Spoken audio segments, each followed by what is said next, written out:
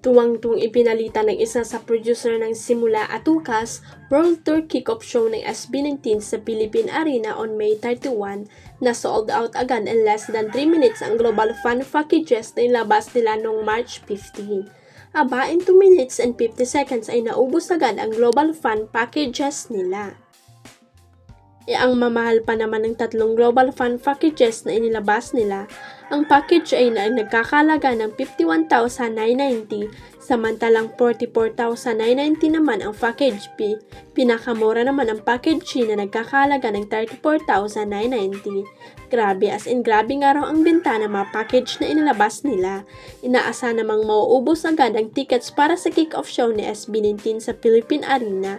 May nakapagbulo nga pala sa Abante na may special announcement na ilalabas ang producer ng Simula at Wakas World Tour at tiyak na ikakatuwa yun ng mga fans ng SB19 ang 18. Usap-usapan ngayon sa social media ang ginawang komprontasyon ng kapamilya aktres na si Ivana Alawi at kapuso aktres na si Charlie Fleming. Parehas na bahagi ng bagong edisyon ng Pinoy Big Brother Celebrity Collab ang dalawang dalaga na isang linggo na halos magkasama sa loob ng bahay ni Kuya. Si Ivana ay nasa loob ng PBB house bilang guest housemate habang si Charlie naman ay isang official housemate.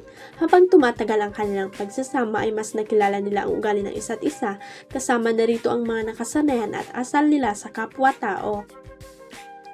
Napansin ni Ivana na tila may katigasan na ang ulo at tila nalilimutan ni Charlie na nakatatanda sa kanya ang mga kasama, kaya naman minabuti niyang kausapin ito para maging aware sa kanyang mga kilos. Charlie, I know you have a strong personality, alam kong matured ka pero minsan nasusobrahan ka na. Nakakalimutan mong may ibang mas nakakatanda sa'yo at nawawala ang respeto mo sa amin, saan ni Ivana.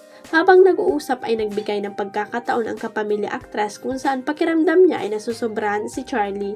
Paalala ni Ivana, gusto kitang sabihan, bata ka, I'm just telling you as an ate.